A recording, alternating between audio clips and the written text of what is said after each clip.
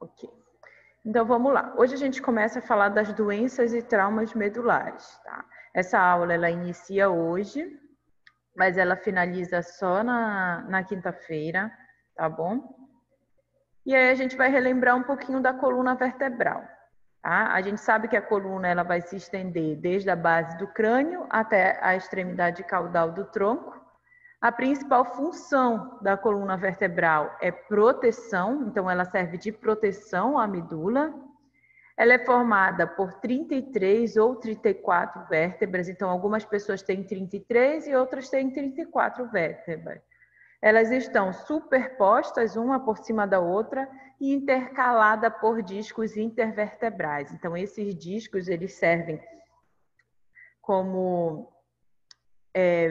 eles impedem, na verdade, a questão do choque, né, do contato osso entre osso, tá? E eles também servem de proteção.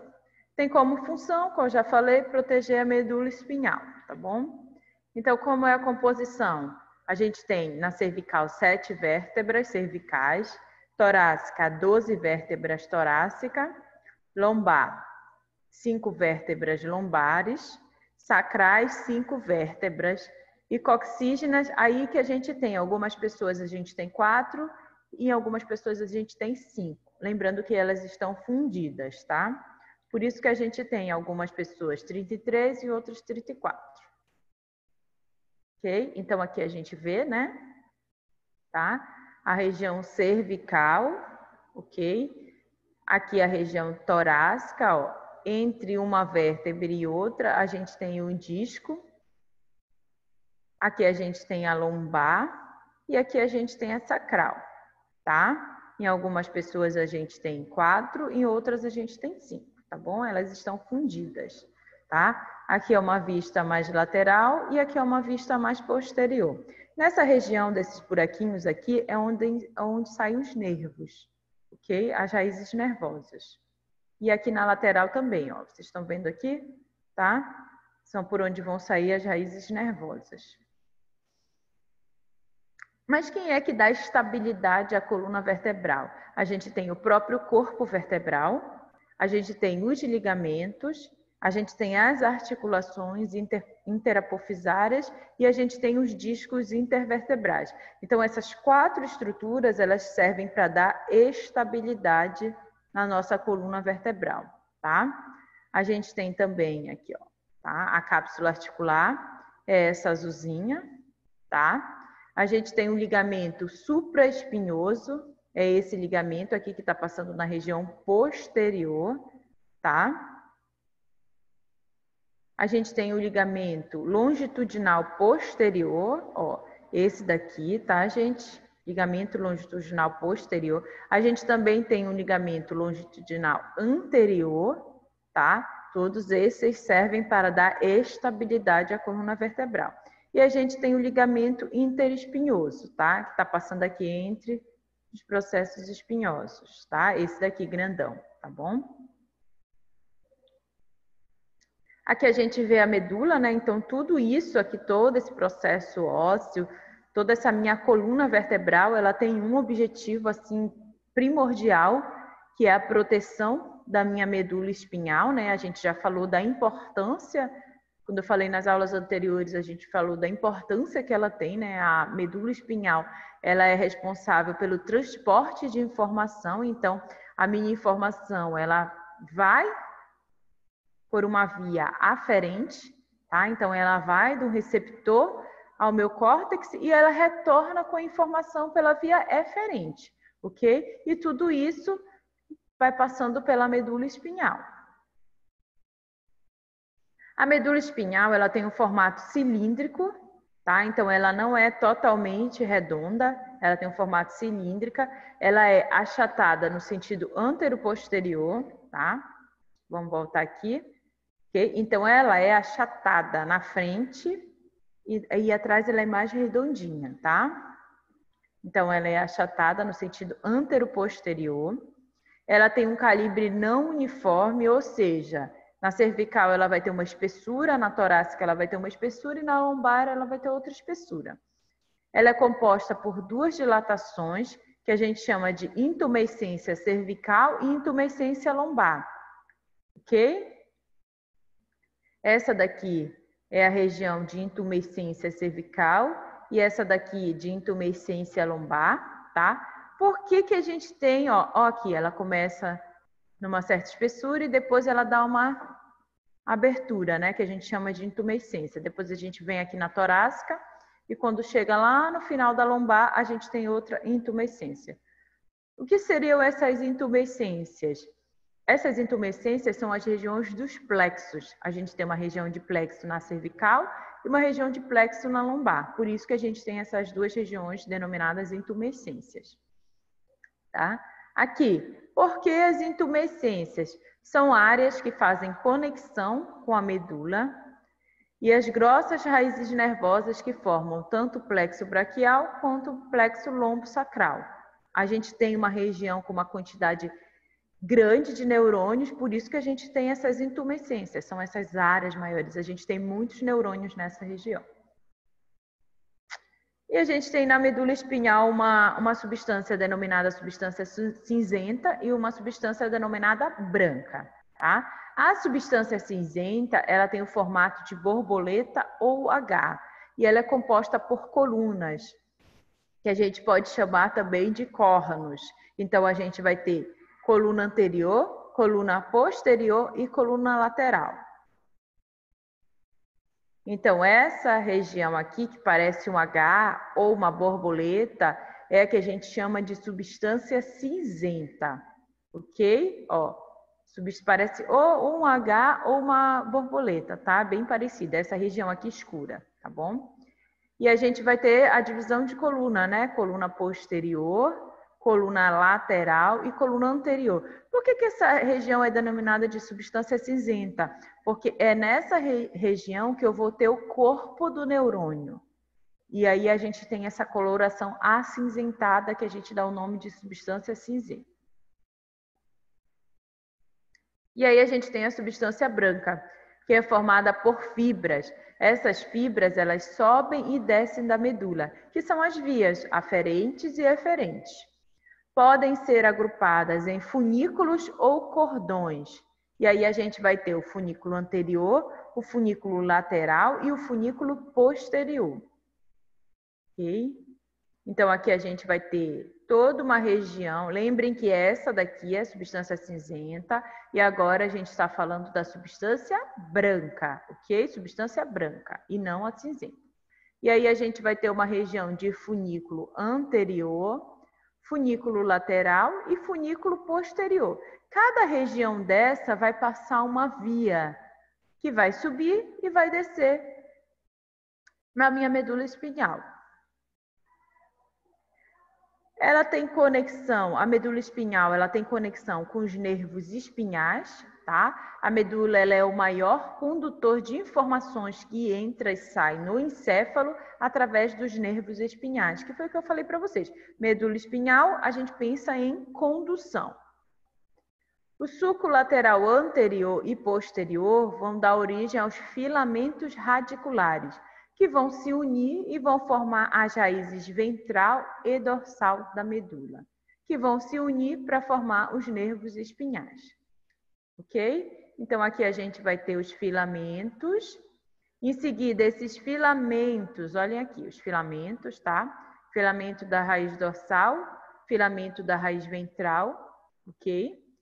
Esses filamentos, eles vão se unir e vão dar origem à raiz dorsal, tá? Ou a raiz ventral. Em seguida, essas duas raízes vão se unir e vão formar um nervo, ok? Então, o nervo, dentro do nervo, eu tenho vias aferentes e vias eferentes, certo, gente? Tá? E depois eles vão se subdividir, tá? E dependendo da localização e por onde eles vão entrar, é que vai me dizer se ele é ascendente ou descendente, ok? A medula, ela não ocupa todo o canal vertebral, então a gente não tem medula de C1 a S5, por exemplo, a sacral, tá? ela vai terminar no nível da segunda vértebra lombar, então ela vai terminar em L2, ok? Aproximadamente em L2. E abaixo a gente vai ter meninges e raízes nervosas, que é a região que a gente chama de cone medular, mais o filamento terminal, que vai dar origem à cauda equina, tá? Então, nessa região, a gente vai ter a formação da cauda equina. Então, a medula, ó, eu só tenho até a L2. A partir daqui, eu tenho cauda equina. Por isso que quando o paciente ele tem um traumatismo raquimedular abaixo de L2, as sequelas dele, pode-se dizer que não vão ser tão consideráveis, tão graves, ok? Porque aqui a gente tem mais raízes nervosas. Então, a gente já falou um pouquinho da coluna, da medula, das raízes nervosas, a gente vai falar do traumatismo raquimedular.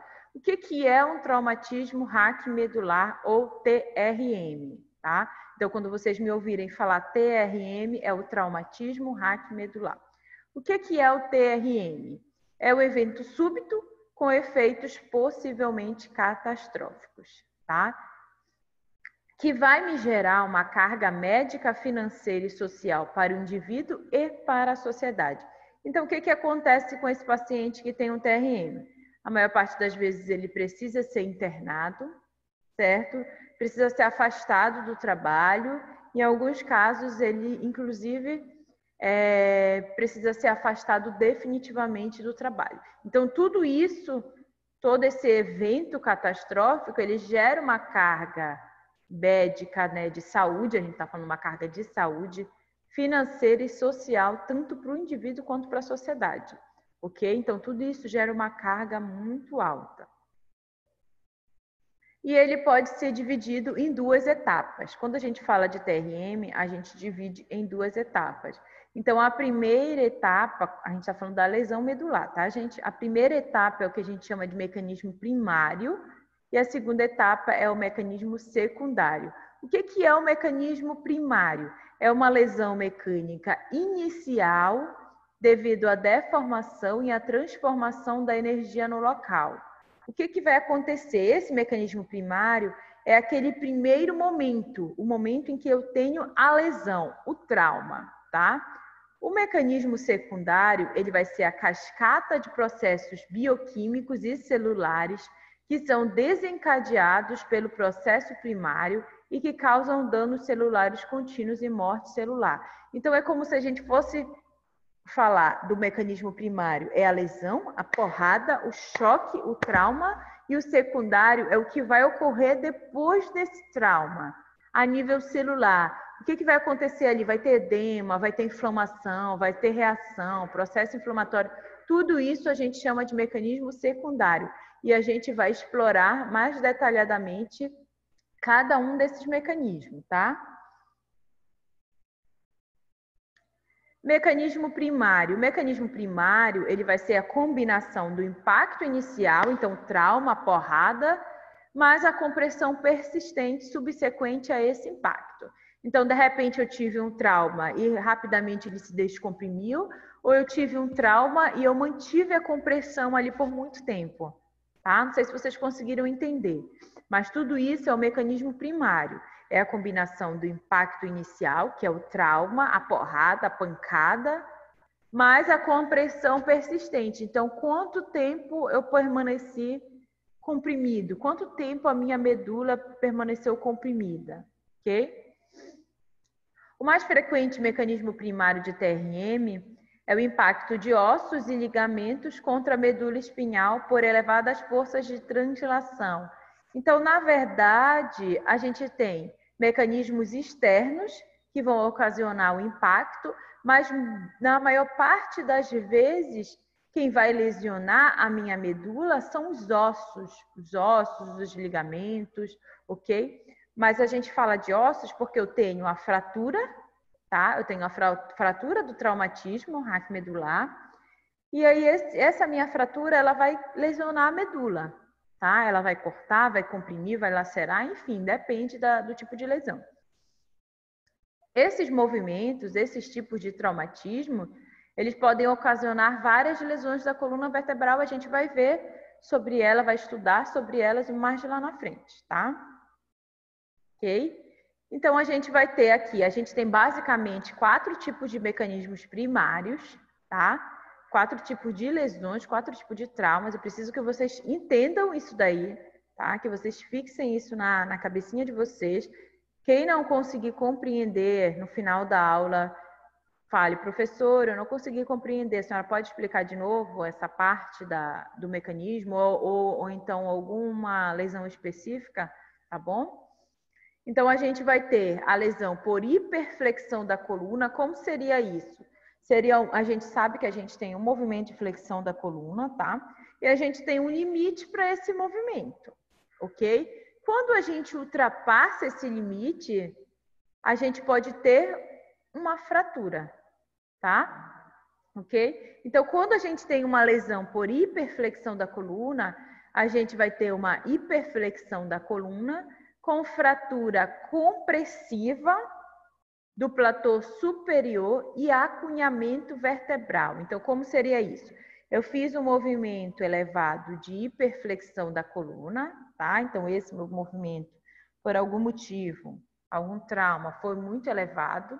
E esse meu corpo, tá? Esse meu corpo vertebral, ele vai entrar no corpo inferior, tá? Então, eu vou ter aqui o corpo superior entrando no corpo inferior. E esse de baixo, a gente vai ter o que a gente chama de acunhamento. Ele vai fraturar, tá, gente? É muito comum em lesão de carro, de automóvel, né? Acidente automobilístico. É comum, o paciente faz esse movimento, ok? A gente tem a lesão também. A gente tem a por hiperflexão, tá? Foi a primeira que eu falei para vocês. A gente tem a lesão por hiperextensão da coluna. Então, assim como eu fiz esse movimento exagerado, a de hiperextensão eu também vou ter um movimento de extensão exagerado, além do normal, além do suportado.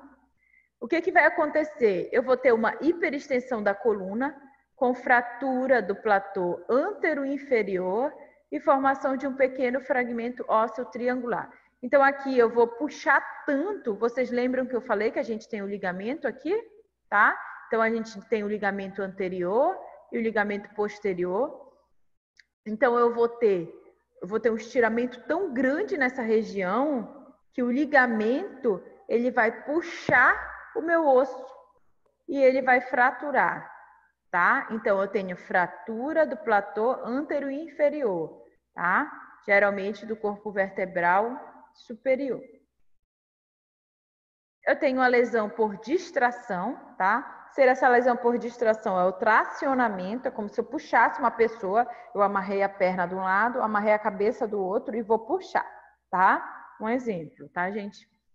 Então, eu teria uma lesão por distração da coluna. O que vai acontecer? Eu vou ter uma distração da coluna com fratura horizontal dos elementos posteriores, podendo se estender para o corpo vertebral, tá? Então, a minha coluna ela vai ser puxada no sentido crânio, tá? E vai ser puxada no sentido caudal.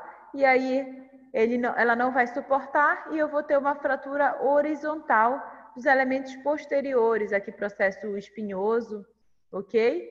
E também de um pedaço do corpo vertebral. Sempre vai ter um pedaço do corpo vertebral? Não necessariamente, tá? Às vezes tem, às vezes não tem. Pode ocorrer. E aí eu vou ter o contrário, que é a lesão por compressão axial da coluna. Então, se numa eu tinha distração, tá? Eu tinha fratura dos elementos posteriores horizontais, nessa daqui eu vou ter uma coluna comprimida, tá? Então, é como se eu apertasse aqui, ó, pá. E aí eu vou amassar o meu indivíduo, tá? Eu vou amassar o indivíduo, ok? Essa seria a lesão por compressão da coluna axial. Pode ser por queda, tá, gente? A compressão axial da coluna com fratura compressiva e acunhamento vertebral com retropulsão de fragmento ósseo, tá? Então, aqui eu vou comprimir a minha coluna. Aqui eu vou ter um acunhamento completo, tá? Quando eu falava da lesão por hiperflexão, eu tinha um acunhamento na região anterior. Aqui eu vou ter um acunhamento completo, tá? Porque eu vou ter uma compressão completa. Ou seja, eu posso, inclusive, ter uma retropulsão de fragmento ósseo, eu posso ter uma fragmentação de um pedaço ósseo para dentro da medula, tá? O que eu preciso lembrar para vocês? Que na maioria das vezes, quem vai me causar a lesão medular são esses ossos fraturados, tá? E quanto tempo eles vão permanecer ali comprimindo o canal medular, ok? A medula espinhal, ela pode ser comprimida, distendida ou esmagada. Eu posso ter fraturas ou luxações, ok? Eu posso ter fraturas explosivas de corpos vertebrais. Eu posso ter também discos intervertebrais sofrendo rupturas agudamente. Então, tudo isso também pode me causar lesão na minha medula espinhal, tá? Sejam elas compressões, fraturas, luxações, fraturas de corpos, ou até mesmo o disco intervertebral. A lesão, ela pode decorrer unicamente do impacto inicial sem nenhuma compressão, tá? Então, eu posso não ter compressão, então eu posso ter uma fratura aqui, ó. Vamos pensar nessa aqui, tá? De repente, eu tenho uma fratura por hiperextensão da coluna, mas eu não tenho compressão nenhuma na minha medula, ok? Tá? Então, a lesão, ela ocorre só do impacto inicial, sem nenhuma compressão.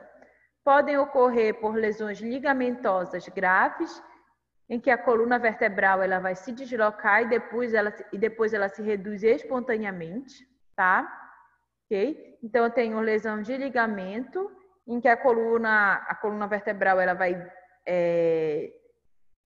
se desestabilizar, ela vai mudar de posição, mas que depois ela vai retornar à posição normal.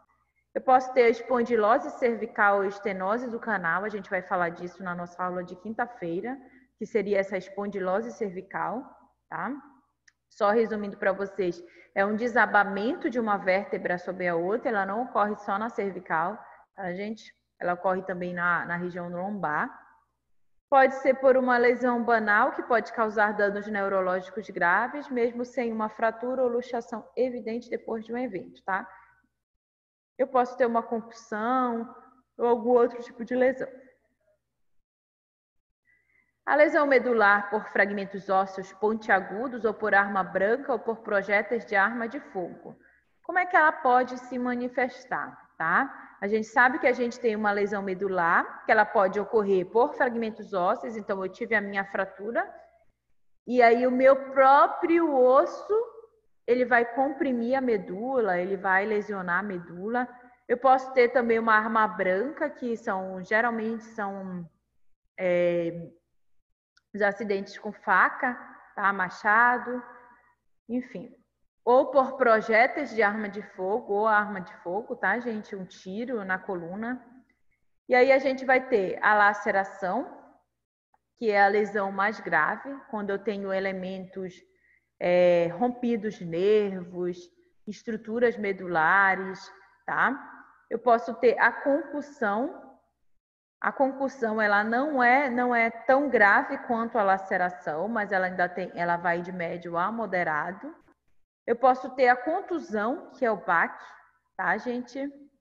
Mas aí eu não tenho tanta perca de rompimento de neurônios, eu já tenho, se eu fosse graduar no nível mais baixo, ou eu tenho unicamente a compressão, tá? Que muitas das vezes na compressão a gente retira o elemento compressor e a gente pode, dependendo da lesão, pode ter uma recuperação boa, tá? Essas lesões, diretas ou indiretas, elas podem ser parciais ou completas em sua destruição da medula espinhal. A gente vai ver nas nossas síndromes, tá? A gente vai falar das nossas síndromes. Eu não sei se a gente vai falar hoje, mas se a gente não conseguir falar hoje, a gente vai falar na próxima aula, tá? Mas eu quero que vocês entendam que a recuperação do meu paciente, ela depende muito do tipo de lesão. Tá? Se eu tenho uma lesão do tipo parcial ou uma lesão do tipo completa, as lesões do tipo completa, total, ela geralmente é irreversível, tá? Na lesão do tipo parcial, a gente consegue recuperar. Claro que isso tudo vai depender do tipo de lesão, tá bom? E a gente precisa ter o conhecimento do mecanismo de lesão e dos achados radiográficos para que a gente possa ter uma informação relacionada à estabilidade biomecânica da coluna vertebral depois do TRM. Então, a gente precisa realmente conhecer o mecanismo de lesão, conhecer exames radiográficos para que a gente possa entender, tá? Como é que a gente vai reabilitar um paciente se a gente não consegue nem compreender a lesão? Como é que a gente vai focar na reabilitação dele se a gente não consegue nem ver um exame de imagem? Para a gente poder entender como que essa lesão ela ocorreu e como que ela está manifestando nesse meu paciente, certo? Todo o nosso tratamento, ele vai depender do tipo de lesão, tá? Se eu vou focar numa reabilitação onde eu foco na recuperação funcional do meu paciente, ou não, se ele teve uma lesão total e esse meu paciente ele realmente não vai recuperar. De repente, o paciente paraplégico, lesão completa, lesão total, ele não vai mais recuperar, tá? Então, eu tenho que focar em outras coisas. Eu não vou ficar ali, vamos lá, você vai recuperar o movimento do membro inferior. Não, a gente precisa ser realista, a gente precisa focar no membro superior, na funcionalidade dele, numa cadeira de rodas, ok?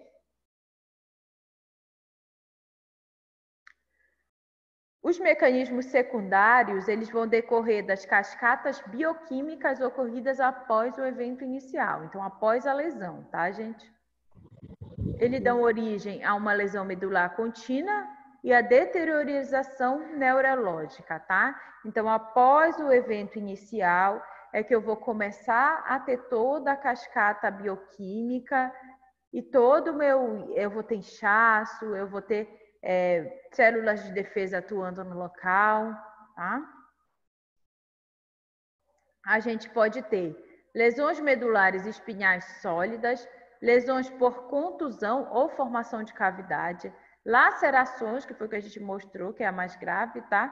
Ou compressão maciça. A gente vai falar de cada uma, tá? Então, a gente tem as lesões medulares espinhais sólidas.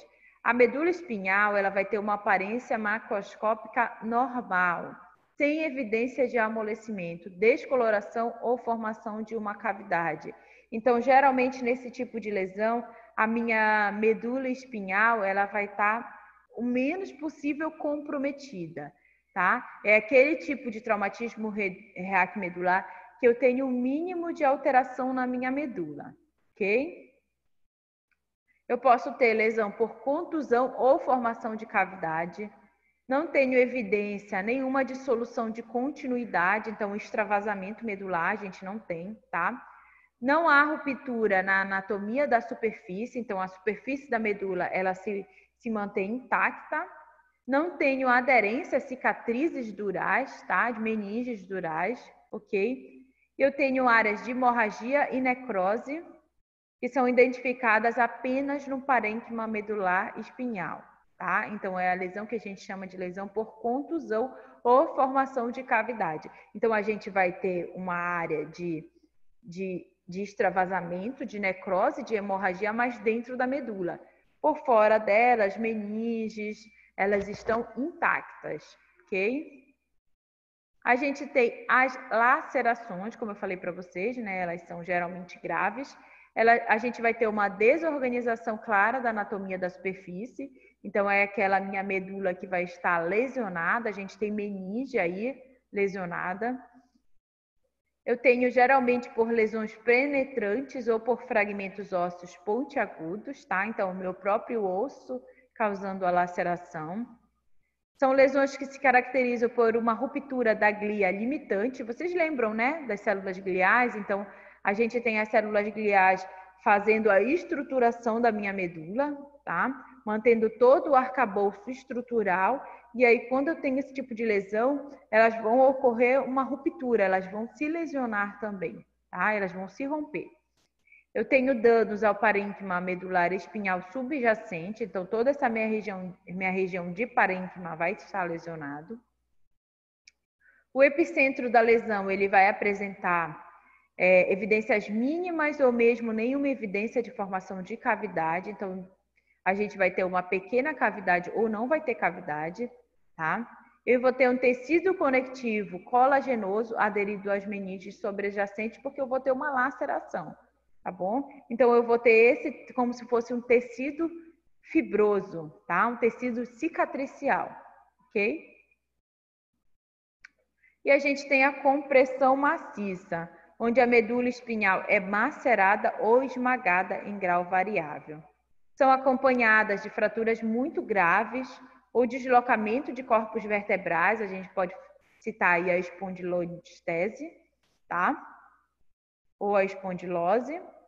A gente tem o epicentro da lesão sendo substituído por uma cicatriz e fragmentos de raízes nervosas. Então, a gente vai ter toda uma desestrutura nessa região, tá? Formação de cicatriz fibrosa, ok? A gente vai ter formação de extensas cicatrizes fibrosas, tá? Então, essa, se a gente fosse elencar, seria a mais grave, tá? Aqui a gravidade já iria diminuindo, diminuindo, diminuindo, tá? Então, é como se a gente fosse num grau crescente de gravidade. Lesões medulares espinhais sólidas, a medula se mantém praticamente intacta. Lesões por contusão ou formação de cavidade, então a parte externa da minha medula ela vai se manter intacta, só que lá dentro eu vou ter uma área de hemorragia. Lacerações, então eu já tenho uma medula espinhal lacerada, tá? Mas eu não vou ter formação de cavidade, ou se eu tiver muito pequena, mas eu vou ter tecido fibroso, eu vou ter destruição de meninge, destruição da anatomia da superfície da medula. E aqui é o mais grave, é quando realmente eu vou ter tecido cicatricial, destruição nervosa, tá? Ok? E aí a gente vai falar um pouquinho da histopatologia. A gente tem fases, tá? Tudo isso é mecanismo secundário, tá, gente? A gente tem uma fase imediata, a gente tem uma fase aguda, uma fase intermediária e uma fase tardia. A gente tem 4 fases, tá? A fase imediata, ela ocorre de 1 a 2 horas iniciais após o traumatismo raquimedular. Eu vou ter uma desorganização efetiva dos tecidos com rupturas, compressão e distorções, tá? Eu vou ter também alterações vasculares, tá? Alterações de vasos. E vou ter vasodilatação, congestão, que é a hiperemia, tá, gente? E hemorragias petequiais, tá? Então, tudo isso eu vou ter de 1 a 2 horas iniciais após o meu traumatismo medular. Nesse primeiro momento, nessa fase imediata, a gente não consegue observar anormalidades, tá? A lesão medular, ela se deve também aos fenômenos secundários, que são edema, isquemia, hemorragia, inflamação, hipertermia, lesões celulares mediadas por cálcio, radicais livres, óxido nítrico e glutamato, tá? Então, muito das lesões a gente não associa somente ao mecanismo primário, a gente tem todo um fenômeno secundário também envolvido com essas repercussões, tá? Na fase imediata, tá? A gente tem a fase aguda, ok? A resposta inflamatória que vem após a lesão é um processo complexo que envolve muitas alterações vasculares de vasos, tá? Respostas celulares e mediadores químicos. A maioria dos neurônios nessa fase, ele vai morrer por necrose, tá, gente? Porque a gente não vai ter um suprimento vascular adequado, tá bom? A gente vai ter decomposição da miolina também, então a gente vai ter neurônios morrendo por necrose e alterações de mielina, destruição de mielina. Depois a gente vai ter uma fase intermediária, que vai durar dias a semanas. Nessa fase eu vou ter respostas gliais proeminentes, tá? Vocês lembram lá das nossas células gliais que vão atuar na defesa, então a gente também vai ter, tá? A gente vai ter eliminação dos dendritos necrosados, então todas essas células dendríticas dos nossos neurônios que sofreram necrose, que morreram, eles vão ser eliminados, tá? A gente vai ter início da formação das cicatrizes astrogliais, então as células astrogliais elas vão começar a se recompor, a formar novas estruturas, novos arcabouços. A gente vai ter uma resolução de edema, então a gente passou daquela fase onde a gente vai ter um edema muito grande. A gente vai ter revascularização dos tecidos, então esses meus tecidos eles vão voltar a se revascularizar, a gente vai voltar a ter suprimento sanguíneo. E a gente vai ter restauração da barreira hematoencefálica que foi rompida com o traumatismo raquimedular. Depois disso, a gente tem a fase tardia, que é uma fase onde a gente vai ter degeneração valeriana, com formação de cicatrizes astrogliais, tá? Essa degeneração valeriana é a formação de novos neurônios, de novas células gliais, tá? Formação das cicatrizes, já falei para vocês, né? As células gliais elas vão começar a se reestruturar novamente. A gente vai ter a formação das cicatrizes mesenquimais, toda a região do mesênquima, tá? Formação dos cistos e siringes. O que seriam esses cistos e siringes? São formações de líquidos dentro da medula. E a gente vai ter a schwannose, formação de células de Schwann, ou Schwann, tá? A schwannose prolífica pode ser uma barreira física à recuperação da medula espinhal, porque esses axônios, essas formações de novos axônios aberrantes, que fazem parte desse processo, podem ter consequências fisiológicas adversas e contribuir potencialmente para a dor, a espasticidade e outras respostas anormais observadas em pacientes cronicamente lesados com TRM, traumatismo raquimedular.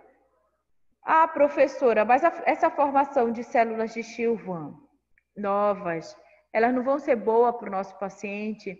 Sim, mas em alguns casos o meu paciente ele pode sentir dor, ele pode ter mais espasticidade, porque essas células de Schwann, essa schwannose, elas não vão ser próprias, não vão ser células oriundas do teu organismo, tá? São células novas, células, como que eu posso dizer, axônios aberrantes, tá?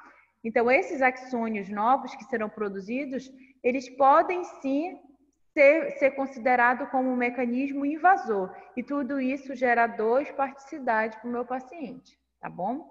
Então, a gente precisa saber lidar com isso. Avaliação e classificação neurológica. Como é que eu posso avaliar e classificar o meu paciente de TRM? Então, os métodos mais padronizados e que são mais aceitos para a classificação do TRM é a escala de alterações da ASIA, tá? O que é a ASIA? É uma guia para a avaliação clínica e neurológica que vai permitir comparações uniformes entre clínicos e pesquisadores. Então, se o meu paciente ele for avaliado aqui comigo com a ASIA e ele resolve viajar lá para os Estados Unidos, a avaliação dele vai continuar a mesma, porque ela é padrão, tá? Então, por isso que foi criada essa escala, a ASIA. Como é que ela funciona? Quando eu classifico... Quando eu classifico o meu paciente como A, eu vou ter um paciente que tem alterações completas, tá? Nenhuma função sensorial ou motora está preservada nos segmentos sacrais mais inferiores, S4 e S5. Quando eu tenho B, eu vou ter a sensorial incompleta. Deixa eu botar a setinha aqui para a gente acompanhando, tá? Quando eu tenho B, eu vou ter a sensorial incompleta, tá? Eu vou ter função sensorial, porém não a função motora, preservada abaixo do nível neurológico, incluindo os segmentos sacrais. Então, tudo isso eu vou avaliar abaixo da minha lesão, tá? Então, eu vou, por exemplo, foi uma lesão de T12, eu vou avaliar abaixo de T12. C, quando eu classifico como C, eu vou ter uma motora incompleta. Então, a função motora está preservada abaixo do nível neurológico e mais da metade dos músculos chaves abaixo do nível tem uma graduação menor que 3. Vocês lembram lá do menor que 3, tá? Então, ele não consegue vencer a gravidade. E há alguma função sensorial ou motora poupada. Essa é a motora incompleta, a C. A D é a motora incompleta, que a função motora está preservada abaixo do nível neurológico e mais da metade dos músculos chaves abaixo do nível tem uma graduação maior ou igual a 3, tá? Então, ele consegue vencer a gravidade. Essa é a diferença entre a C e a D. Aqui na C eu tenho menor que 3 e na D eu tenho igual ou maior que 3. Ele consegue vencer a gravidade, tá? Quando eu tenho a E, uma classificação de E, eu tenho normal, tá, gente? Função sensorial e motora estão normais, podendo haver apenas a normalidade dos reflexos, tá?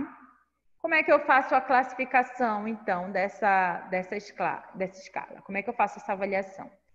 Eu realizo exames sensoriais em 28 dermátomos. Vocês lembram lá dos dermátomos? Por isso que é importante a gente aprender, tá? Bilateralmente quanto à picada do alfinete ou tato leve, incluindo o dermátomo S4 e S5, e testar quanto à sensação anal. 2. Determinar o nível sensorial, direito ou esquerdo. Então, se eu tenho alteração, eu vou apenas classificar. Espera aí que eu acho que tem alguém no bate-papo, tá? Tá. Ok, tá? Quando eu tenho... Só voltar aqui, tá, gente? Então, eu realizo o exame sensorial em 28 dermátomos bilateralmente, aqueles dermátomos que a gente viu, tanto a picada do alfinete, tanto a dor quanto ao tato leve, tá bom? Depois eu vou classificar qual foi o nível alterado, direito e esquerdo. Depois eu vou partir para o exame motor, nos 10 grupos musculares chaves, incluindo a contração anal. Determino o nível motor direito e esquerdo, esses são os miótomos, tá? Depois eu determino o nível neurológico da lesão. Depois eu classifico a lesão como completa ou incompleta, tá, gente? Categorizo segundo a escala de EISA, de A a E, e determino a zona de preservação parcial em caso de EISA A. Ok? Tá? Deu para entender? Classificação da escala. A gente vai ver melhor, ok? A gente vai ver melhor isso daqui na nossa aula prática, tá bom? A gente vai pegar a escala e a gente vai treinar entre a gente essa escala de EISA, tá? E aí a gente vai ter as nossas síndromes de TRM, tá bom? Deixa eu só ver aqui, tá? Ok? Essas síndromes de TRM a gente vai falar na nossa próxima aula, tá? Porque eu quero explanar elas um pouquinho mais com vocês e aí a gente já vai ver um vídeo também, tá bom? Deixa eu só parar a gravação aqui, tá? Opa, só um instantinho que eu vou pausar a gravação aqui. Ai, meu Deus, não quer abrir.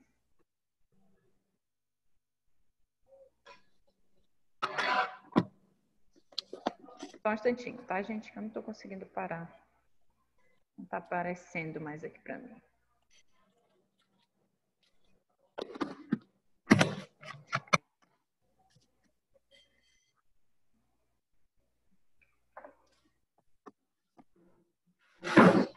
Deu um probleminha aqui no...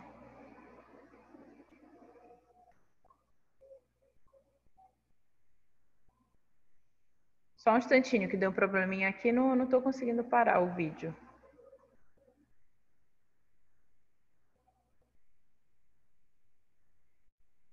Pronto. Agora, deixa eu só pausar